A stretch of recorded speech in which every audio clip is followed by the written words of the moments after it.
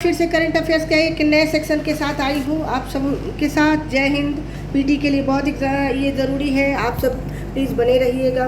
सबसे पहले देखते हैं जल जीवन मिशन जो कि ऑलरेडी उसका टाइम ख़त्म होने वाला था, उसको विस्तारित करके सेंट्रल गवर्नमेंट ने, चूँकि ये एक फ्लैगशिप कार्यक्रम है तो इसे विस्तारित करके सरकार ने इसे 2028 तक 2.0 कर दिया है।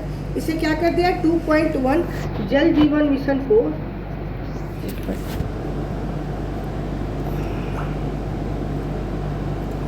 आप बने रहिएगा। थोड़ी सी टेक्निकल प्रॉब्लम या होता रहता है। जल जीवन मिशन, तो इसे क्या किया है सरकार ने, इसे कहाँ तक 2028 तक इसको क्या किया है, विस्तारित कर दिया। टी 2.0 के नाम से इसे विस्तारित कर दिया है। तो इसको बिल्कुल आप ध्यान रखेंगे।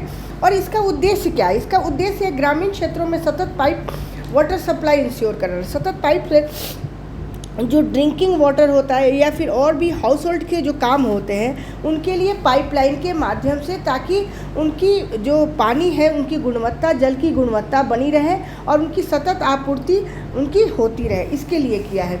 लेकिन इसमें एक डेटा WHO ने दिया है कि बहुत ही ज़्यादा इम्पॉर्टेंट है। वैसे पीटी में पूछा भी जा सकता है, लेकिन मेंस के लिए इसके ज़रूर याद रखेंगे। उन्होंने कहा है जे इसको कहते हैं कि अंतर्गत नल जल सुविधा से प्रतिदिन लगभग 5.5 करोड़ घंटे की बचत होती है। ये एक वैसे औरतों के लिए बहुत ही ज़्यादा सुविधाजनक बात है, क्योंकि उनका सबसे ज़्यादा, अगर ग्रामीण क्षेत्रों में और दूर दराज क्षेत्रों में देखेंगे तो आपको पता चलेगा कि उनका सबसे ज़्यादा जो समय जाता है इन्हीं कामों में, पानी भरकर लाने में उनके सबसे ज़्यादा चला जाता है। ठीक है, अब चलते हैं दूसरी और भी इसके रिगार्डिंग डेटाज है, जैसे ILO का डेटा है, तो इसकी अभी वैसे पीटी में ज़रूरत नहीं है। किसी और का डेटा वैसे पूछा नहीं जाएगा कि कितना रोजगार सृजन होता है। एक और क्वेश्चन है, दूसरा क्वेश्चन, देश का पहला राज्य नवाचार मिशन किस राज्य ने शुरू किया। राज्य नवाचार मिशन, ये जो शुरू किया, किसने शुरू किया, त्रिपुरा। जनरली हम लोगों की टेंडेंसी होती है कि सबसे पहले हम कहाँ, केरल को सबसे पहले लगा देते हैं, तो थोड़ा त्रिपुरा पे भी गौर करेंगे। त्रिपुरा, मिज़ोरम, ये भी काफ़ी, अगर ह्यूमन डेवलपमेंट इंडेक्स भी देखें तो इन लोगों की ठीक स्थिति है। वैसे ह्यूमन डेवलपमेंट इंडेक्स जो कि SDG है, उसमें अभी रैंकिंग पे, लास्ट ईयर जो रैंकिंग पे नंबर 1 था वो केरल को पीछे करते हुए उत्तराखंड था। तो उत्तराखंड की रैंकिंग और भी जगहों को थोड़ा सा आप अच्छे से देख लेंगे। एक और चीज़ इससे रिलेटेड है नवाचार से, कि अटल नवाचार मिशन की शुरुआत जो हुई थी, अटल नवाचार मिशन की शुरुआत जो हुई थी वो 2016 में हुई थी। इसको भी याद रखेंगे, ये नई सरकार की देन है। ठीक है, और जो 2.0 की शुरुआत हुई थी, अटल नवाचार मिशन 2.0, एक नया ट्रेंड बन गया है 2.0। इसको कई लोग उसको 2.0 भी पढ़ते हैं, लेकिन 2.0 है। और ये जैसे फर्स्ट स्टेज शुरू हो गया, सेकंड स्टेज की जब बात आती है तो ये वर्ड दिया जाता है 2.0, और ये इसे स्टार्ट किया गया क्या 2024 में। ठीक है, तो ये ध्यान रखेंगे, और कुछ इसमें जानने वाली बात नहीं है। एक और जो कि हो सकता है क्वेश्चन पूछा जाए, जब आर्ट एंड कल्चर की बात आती है तो ऐसे ही क्वेश्चन पूछे जाते हैं। केरल के कासरगोड जिले के पनियाल क्षेत्र में लगभग 2000 वर्ष पुराने मेगालिथिक काल से संबंधित एक लेटराइट शैलकृत रूम का अनावरण किया गया। लेटराइट शैलकृत जो होते हैं 2000 वर्ष पुराना है, ये सबसे ज़्यादा जानने वाली। मेगालिथिक कल्चर क्या होता है, प्रागैतिहासिक काल की एक परंपरा है जिसमें विशाल पत्थरों से बनी संरचनाएं निर्मित की जाती है। ठीक है, इसका जो मेन जो क्षेत्र है, हालांकि इंडिया के बहुत सारे क्षेत्र में, कश्मीर तक में भी पाया गया है, लेकिन जो मेन मेगालिथिक कल्चर का क्षेत्र है वो दक्कन के तरफ है, दक्कन के दक्षिण क्षेत्रों या दक्कन के तरफ। तो इसको आप याद रखेंगे। एक नई स्कीम आई है जिसको ध्यान रखेंगे, भव्या स्कीम। भव्या को कैसे लिखा गया है, भव्या, थोड़ा टैब पे लिखना थोड़ा फास्ट बहुत होता है, इसलिए हैंडराइटिंग थोड़ी ख़राब हो जाती है, इसलिए आप लोग समझ सकते हैं। ये है भारत औद्योगिक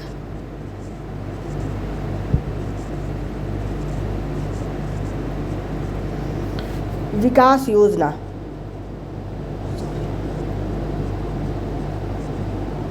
ठीक है,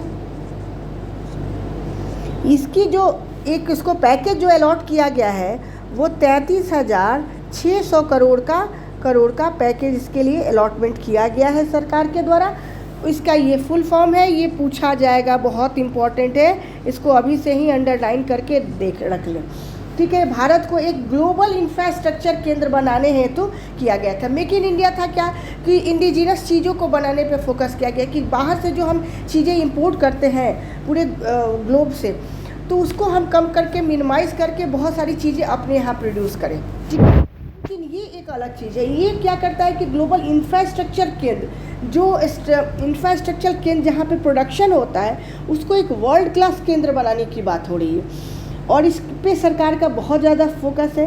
करने के लिए वर्ल्ड क्लास इंडस्ट्रियल इकोसिस्टम भी डेवलप किया जाता है। हालांकि SEZ है हमारे लिए, लेकिन SEZ की देखा जाए अभी तक अगर देखा जाए तो उसकी जो ग्रोथ रिपोर्ट है, या ये कह सकते हैं कि बहुत ज़्यादा वो फास्ट प्रोग्रेस नहीं रहा है उसका, बहुत ज़्यादा, तो इसलिए इसको लाना पड़ा शायद। हालांकि रहा एयर जैसे पोर्ट्स हैं, बहुत सारे पोर्ट्स हैं, उनके लिए रहा, कांडला एयरपोर्ट है, ऐसी जगहों पे, लेकिन बहुत ज़्यादा नहीं रहा। एक वर्ड आया है, नया है, UN का एक वर्ड है यूनिफिल। ठीक है, देखिए मिडिल ईस्ट से जो चीज़ें हैं, अभी मैं फिर से आपको दोहरा देती हूँ, और प्लीज़ आप लोग मेरे चैनल को लाइक कीजिए, सब्सक्राइब कीजिए और कमेंट कीजिए, ताकि मैं मोटिवेट होती रहूँ आपके लिए नए जितनी चीज़ें हैं स्टडी से रिलेटेड मैं लेके आती रहूँ। ठीक है, और सबसे पहले यूनिफिल, जैसे अभी भी बात करते हैं, जब भी हम करंट अफेयर्स की बात करते हैं, तो इस बार के जितने एग्ज़ाम्स होने वाले हैं, या मेंस हो या PT हो, वहाँ ध्यान रखेंगे कि इंटरनेशनल रिलेशन से बहुत ज़्यादा क्वेश्चन पूछे जाने वाले हैं, स्पेशली मिडिल ईस्ट से पूछे जाने वाले हैं, अमेरिका से रिलेटेड क्वेश्चन पूछे जाने वाले हैं, ईरान से तो बिल्कुल पूछे जाएंगे। ईरान की आप ज्योग्राफी को बहुत अच्छे से देख लेंगे, हालांकि वो उनकी पूरी ज्योग्राफी मैंने एक वीडियो मैपिंग की वीडियो के माध्यम से मैंने पूरी ईरान की ज्योग्राफी समझा दी है, तो उसको समझ लेंगे। ये जो मेरे शॉर्ट्स वीडियो भी आते रहते हैं काफ़ी, उसमें आप इंटरनेशनल मुद्दों को समझने के लिए बहुत अच्छा है, अगर देख सकते हैं, 3 मिनट का एक वीडियो होता है, देख सकते हैं। अदरवाइज़ आपको नहीं ज़्यादा इंटरेस्ट है तो कोई ज़रूरी नहीं। तो यूनिफिल क्या है कि यह 1978 में स्थापित एक संयुक्त राष्ट्र शांति स्थापना मिशन है। आपको पता है संयुक्त राष्ट्र शांति, एक टाइम ऐसा था जब कॉन्गो में जो सेना गई थी UN की, उसमें इंडिया के जो ट्रूप्स थे सबसे ज़्यादा संख्या हमारी तरफ से गई थी सैनिकों की। शांति मिशन जो वहाँ भेजा गया था, पीस कीपिंग मिशन कहते हैं, पीस फोर्स कहते हैं, वहाँ सबसे ज़्यादा इंडियन फोर्स की संख्या थी, हालांकि अभी शायद नहीं है। तो 1978 में यूनिफिल है, 1978 में 1978 में स्थापित एक संयुक्त राष्ट्र शांति स्थापना मिशन है। ठीक है, और इसका क्या है, इसका मेन जो मैंडेट क्या है, इजराइल और लेबनान के बीच शत्रुता की समाप्ति की निगरानी करना। अभी आप देखेंगे कि ये मेडिटेरेनियन सी है, यहाँ आप देखेंगे कौन सा है, ये है लेबनान। क्या है, लेबनान। और ये क्या है, इजराइल। ठीक है, लेबनान का जो दक्षिणी क्षेत्र है, जहां माना जाता है कि ये उसके हिजबुल्ला के, शायद हाँ हिजबुल्ला के ये सेंटर है, और इस पे पूरा कौन कंट्रोल करना चाहता है, इजराइल कंट्रोल करना चाहता है। और इजराइल ने कुछ दिनों, आज से करीब 12-13 दिनों पहले यहाँ पे अटैक भी किया था, और करीब 450 लोगों को मारे जाने की खबर है। और इजराइल ने कहा कि नहीं, ये अटैक जो था वो हिजबुल्ला के सेंटर पे था। ठीक है, लेकिन ऐसा बिल्कुल अगर हुआ रहता तो हिजबुल्ला के हेडक्वार्टर पे रहता, यहाँ पे आम नागरिकों के बीच क्यों। उसके बाद हालांकि इनके बीच सीज़ फायर हुआ है, लेकिन देखिए कब तक है। तो ये दोनों है, इधर जाएंगे आप, इधर यहाँ पे जाएंगे तो टर्की है, इधर जाएंगे आपको तो यहाँ पे इराक है, यहाँ पे आप यहाँ के बाद ईरान है, ये ईरान है यहाँ पे, और इधर सेंट्रल एशिया के देश हैं, ये कैस्पियन सी है, और ये ईरान का एल्ब्रूज माउंटेन है। ठीक है, ये जैग्रोस माउंटेन जो इतना लंबाई में है बहुत ज़्यादा, लेकिन इसकी हाइट बहुत ज़्यादा है। और ये क्या है, दस्ते कबीर वगैरह जितने डेजर्ट हैं ना, ईस्ट साइड में है मोस्टली। और यहाँ से कैस्पियन सागर से 5 देशों की सीमा जुड़ी है, जिससे मैं एक वर्ड देती हूँ, टिकार। ठीक है, एक शॉर्टकट वर्ड है, Turkmenistan, Iran, Kazakhstan, Azerbaijan and Russia, टिकार। तो इसलिए याद रखेंगे, इस बार ये पूछा जाएगा, ध्यान से ये पूछा जाएगा। और वर्ल्ड में वैसे क्षेत्रों के लिए मैं एक बता देंगी, एक वीडियो बनाऊंगी, 1 घंटे की लगभग वीडियो होगी। हो सकता है दो दिनों में ये वीडियो मैं अपलोड कर दूं। मोस्ट प्रोबेबली मैं कल ये वीडियो अपलोड कर दूंगी, जिसमें जितने विवादित क्षेत्र हैं वर्ल्ड के उनको मैं मेंशन करूंगी। देखिए मेरा आईआर सब्जेक्ट भी रहा है, इसलिए आईआर और ज्योग्राफी पे मेरी पकड़ ठीक है, अच्छी है, और बाकी चीज़ों भी ठीक है। तो यूनिफिल आप समझ लेंगे। अब देखते हैं कि वर्ल्ड का जो सबसे बड़ा संकट माना गया है इस बार यूएन के द्वारा जो माना गया, उस सूडान संकट को विश्व की सबसे बड़ी मानवीय संकट माना गया है। आपको भी पता है सूडान को पहले तो 2 भागों में बांटा गया है, ठीक है, एक दक्षिणी सूडान और उत्तरी सूडान, और उनके बीच कुछ फोर्स तख्ता पलट हुआ और उनके बीच 2 फोर्सेस के बीच में ये अभी क्लैश बहुत ज़्यादा क्लैश हो रहा है। तो इस सूडान की जो समस्या है, और यहाँ जल संकट पहले से ही मौजूद है, क्योंकि आपको पता है ये डेजर्ट एरिया के एक तरह सहारा के भाग है। सहारा का भाग कैसे है मैं आपको अच्छे से नहीं बना मैप। ये जो क्षेत्र है ये कौन सा है? ये पूरा डेजर्ट एरिया है, वर्ल्ड का सबसे बड़ा डेजर्ट एरिया है, मतलब मरुस्थलीय क्षेत्र है, सहारा डेजर्ट जिसको कहते हैं। और यहाँ क्या है? यहाँ से स्पेन शुरू होता है, स्पेन की सीमा, और यहाँ क्या है? जिब्राल्टर। और जिब्राल्टर किनके बीच में है? मोरक्को है और स्पेन है, स्पेन और मोरक्को के बीच है। क्योंकि इस बार वाटर स्ट्रीट से बहुत सारे क्वेश्चन पूछे जाने वाले, ध्यान रखेंगे। हॉर्मुज को लेके जितनी तबाही हुई है उसके अकॉर्डिंग पूछे जाएंगे। तो ये सहारा मरुस्थल है, और यहाँ पे क्या है? सूडान है, ठीक है, यहाँ इजिप्ट है, और इजिप्ट में ही क्या है? स्वेज कैनाल है। स्वेज कैनाल इजिप्ट का पार्ट है, ध्यान रखेंगे। इजिप्ट के द्वारा 1956 में उसका राष्ट्रीयकरण किया गया था। तो इन चीज़ों को आप बिल्कुल ध्यान रखेंगे। मैं एक्स्ट्रा चीज़ें बताती जाती हूँ ताकि आपका नॉलेज बढ़ता चला जाए। और प्लीज़ कमेंट करना ना भूलिए, और मेरे चैनल को प्लीज़ देखते रहिए, लाइक कीजिए, सब्सक्राइब कीजिए। इतनी सारी हम वीडियोस देख लेते हैं, स्क्रॉल करते रहते हैं पूरे दिन, लेकिन थोड़ा एजुकेशन वाली वीडियो पे भी आप फोकस करें। यह संकट जो है सूडान संकट 2023 से चल रहा है, हालांकि उससे पहले ही इसकी पृष्ठभूमि बन चुकी थी, एक दिन मैं डिटेल में बताऊंगी। लेकिन उसमें क्या हुआ कि 2023 से सूडानी सशस्त्र जो वहाँ के बल है और रैपिड सपोर्ट फोर्स के बीच संघर्ष जारी है, ध्यान रखेंगे, ठीक है। यह टकराव 2021 के सैन्य तख्ता पलट जो वहाँ पे हुआ उसके बाद शुरू हुआ। देखिए वहाँ पे जो क्राइसिस है, अभी जितने भी अफ्रीकन कंट्रीज़ के मोस्टली क्राइसिस है, एक तो डेवलपमेंट की क्राइसिस है, क्योंकि वहाँ विकास कुछ जगहों पे तो देखिए पॉसिबिलिटी बहुत ज़्यादा है, ये पॉसिबिलिटी का वो कहा जाता है, कॉन्टिनेंट कहा जाता है। लेकिन इस कॉन्टिनेंट में प्रॉब्लम ये है कि यहाँ कभी भी एक लीडरशिप की कमी रही, किसी भी देश को 54 देश है यहाँ पे, लेकिन सब में कहीं ना कहीं एक स्ट्रॉन्ग लीडरशिप की कमी रही। और बची खुची जो कसर थी वहाँ के जो यहाँ के ये डेजर्ट जो एरिया है,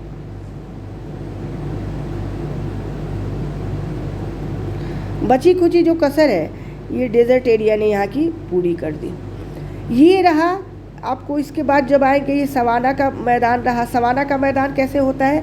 जब जहाँ ग्रासलैंड बड़े होते हैं। ये क्षेत्र कहाँ रहा? Equatorial region. ये इक्वेटोरियल रीजन से 6 देश यहाँ के गुजरते हैं। आप तुरंत कमेंट करके बताएं कि 6 देश कौन कौन से हैं। तो यहाँ तो हेवी रेनफॉल की स्थिति होती है, कॉन्गो, जायरे बेसिन सारे हैं इसमें। और यहाँ क्या है, जैसे ही हम इक्वेटर से दूर की तरफ जाते हैं रेनफॉल कम होता जाता है, यानी प्रेसिपिटेशन कम होता चला जाता है। और वर्षा जब कम होती है तो वेजिटेशन क्या होता चला जाता है, वहाँ वेजिटेशन भी मतलब वनस्पतियों की संख्या भी कम होती है, उनकी हाइट भी कम होती है, उनका घनत्व भी कम हो। घनत्व का मतलब है कि उनकी जो बहुत बड़े बड़े होते हैं वो कम होते चले जाते हैं। तो यहाँ ग्रासलैंड की स्थिति है, लेकिन यहाँ डेजर्ट की स्थिति बनती है। कोई इसमें कमेंट करके प्लीज़ आप लोग मेरे से जुड़िए और बताइए कि क्यों पश्चिमी साइड में किसी भी एक बहुत बड़ा अगर लैंड मास है, मान लीजिए बहुत बड़ा लैंड मास, तो इसके वेस्टर्न साइड में ही आपको हमेशा मरुस्थलीय भूमि पाई जाएगी, मरुस्थल पाया जाएगा। क्या कारण है? इसकी पूरे कारण क्लाइमेटोलॉजी में टिका हुआ है। मैं बीच बीच में आपको क्लाइमेटोलॉजी भी पढ़ाती रहूँगी ताकि आपके कॉन्सेप्ट चलते रहें। ज़रूरी नहीं है कि एक जगह सिर्फ करंट अफेयर्स पे हम टिके रहें, ठीक है। तो इसका कारण ये है कि जैसे वेजिटेशन ये कम होता है, लेकिन डेजर्ट का दूसरा कारण है, इसका इस वेजिटेशन से ज़्यादा कोई लेना देना नहीं है। तो ये क्या हुआ? सहारा डेजर्ट हुआ, ये सहारा डेजर्ट हुआ। यहाँ बहुत ज़्यादा गर्मी है, और नदी के रूप में इधर तो कुछ नदियाँ हैं। यहाँ मेन है, यहाँ पे विक्टोरिया से निकलती है जो नाइल रिवर, एक वाइट निकलती है, एक ब्लू नाइल रिवर थी। और इस पे कौन सा डैम है? आसवान डैम है, आसवान डैम है। ध्यान रखेंगे, ये पूछा जाता है। ये कहाँ पे है? ये इजिप्ट में है, ठीक है ना। एक और चीज़ मैं बताते चलूँ कि यहाँ जब 23.5 डिग्री के पास आप जाएंगे, 23.5 डिग्री के पास जाएंगे आप, तो आपको दिखेगा एक लिम्पोपो रिवर है। लिम्पोपो रिवर हालांकि कैसे उसका जो फ्लो है उसको जानने की कोशिश करते, बहुत इंटरेस्टिंग है, क्योंकि यहाँ तो आपको मेडागास्कर है। ये लिम्पोपो रिवर है जो ऐसे है और ऐसे है। ये कहने का मतलब 2 बार काटती है मकर रेखा को, एक बार काटी फिर दूसरी बार।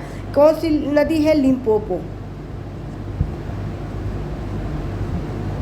बस इसको भी ध्यान रख लेंगे, ठीक है। उसके बाद चलते हैं, एक नए क्वेश्चन को लेते हैं, बहुत टाइम नहीं होता। चलिए अब देखते हैं कि सबसे पहले देखते हैं कि एक साइंस टेक का क्वेश्चन है, बहुत इंपॉर्टेंट है, वीवीआई क्वेश्चन में आप इसको रख सकते हैं, ये क्वेश्चन जरूर पूछा जाएगा। GSAT R7 भारत के जितने लॉन्च हुए अभी तक सैटेलाइट, सबसे भारी कम्युनिकेशन सैटेलाइट है। मैं कम्युनिकेशन सैटेलाइट की बात कर रही हूँ, ठीक है। तो ये सबसे भारी, हालांकि कम्युनिकेशन सैटेलाइट की संख्या सबसे ज़्यादा होती है वर्ल्ड के कहीं भी आप चले जाएंगे। और एक होता है हमारा जो ये अर्थ है, अर्थ का 2 है, एक ये क्या है लॉन्गिट्यूड और ये लैटिट्यूड, ठीक है। तो ये नॉर्थ पोल, सॉरी अंदर रहेगा, और ये साउथ पोल, और ये क्या है इमेजिनरी लाइन्स है, ये क्या है इक्वेटर है।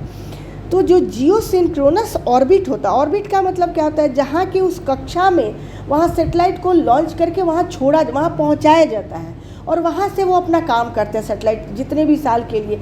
जनरली जो जियो स्टेशनरी पे होता है, जियो स्टेशनरी का मतलब ऐसे चक्कर लगाएगी अर्थ की, अर्थ ऐसे रोटेट हो रही है, और कहने का मतलब कि जो अर्थ की रोटेशन है, अर्थ की जो डायरेक्शन है, उसी के अकॉर्डिंग ये ऑर्बिट काम करता है। जियो स्टेशनरी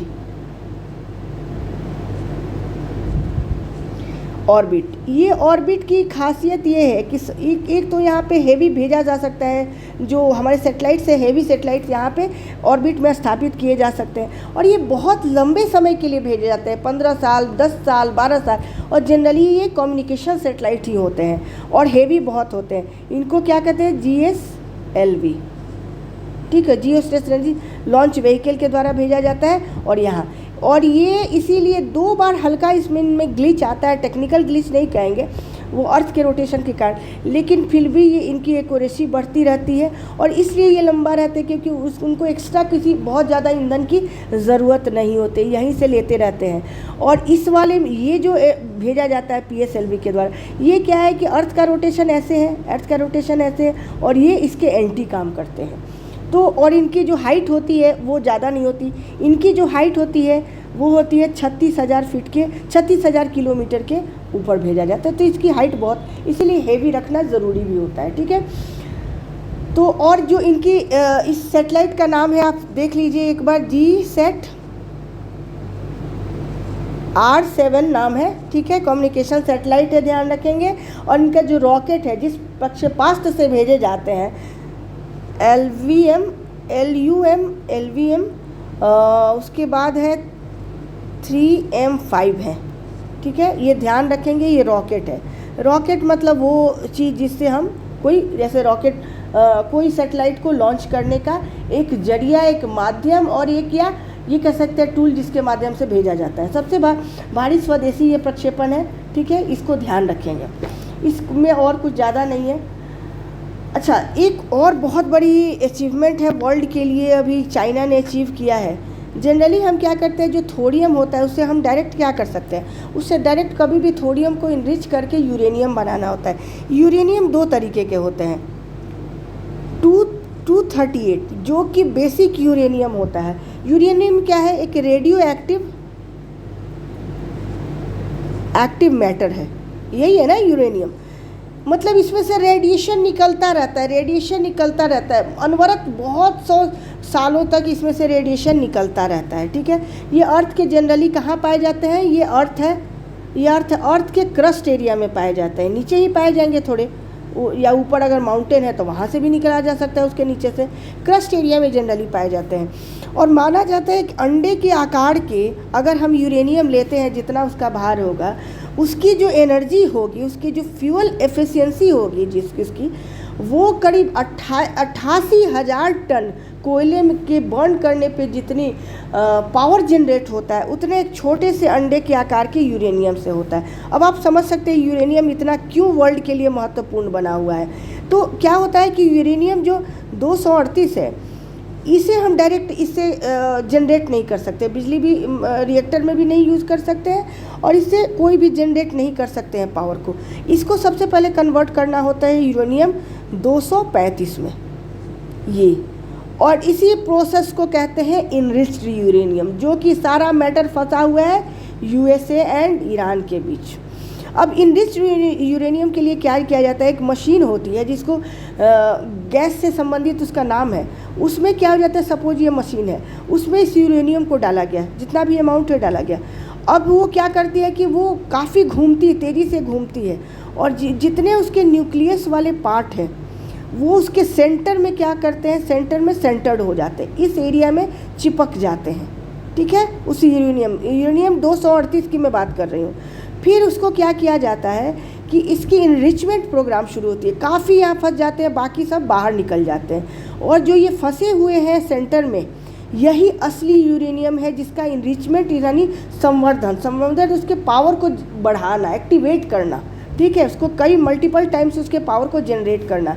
ये कहाँ चला जाता है, ये आपको चला जाता है, एक मशीन होती है और इसकी एक प्रोसेसिंग फिल्टरिंग प्रोसेस होती है। करीब 1000 बार, कम से कम इस वाले पार्ट को 1000 बार, इस न्यूट्रॉन वाले पार्ट को क्या किया जाता है, फिल्टर किया जाता है। और सबसे क्रिटिकल प्रोसेस होता है, वर्ल्ड में कुछ देशों के पास ये टेक्नोलॉजी है, क्योंकि यहाँ से अगर इसका डिप्लीशन हुआ, रिसाव हुआ, तो कोई भी बड़ी से बड़ी दुर्घटना उस देश के लिए हो सकती है। इसलिए कोई भी इसको रिस्क नहीं लेता जब तक कोई एक्सपर्ट टीम नहीं हो, साइंटिस्ट की टीम नहीं हो, ठीक है। और इसको कम से कम 1000 बार इस प्रोसेस को दोहराया जाता है, यहाँ से फिर निकाला जाता है, फिर दूसरे प्रोसेस में इसको लगा के फिर इसको फिल्टर किया जाता है, फिर फिल्टर किया जाता है।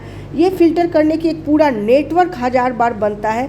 उसके बाद थोड़ी सी मात्रा में इनरिच्ड यूरेनियम मिलता है, जिसका हम क्या करते हैं, रिएक्टर में यूज़ कर सकते हैं। सबसे ज़्यादा जो है हमारे रिएक्टर में यूज़ हो सकता है या बॉम्ब बनाने में यूज़ हो सकता है। तो आज के लिए थोड़ी एक्स्ट्रा चीज़ें मैं बता दूं, प्लीज़ कमेंट करना ना भूलें, और आपको ये वीडियो कैसा लगा प्लीज़ मुझे बताएं। आज के लिए थैंक यू वेरी मच।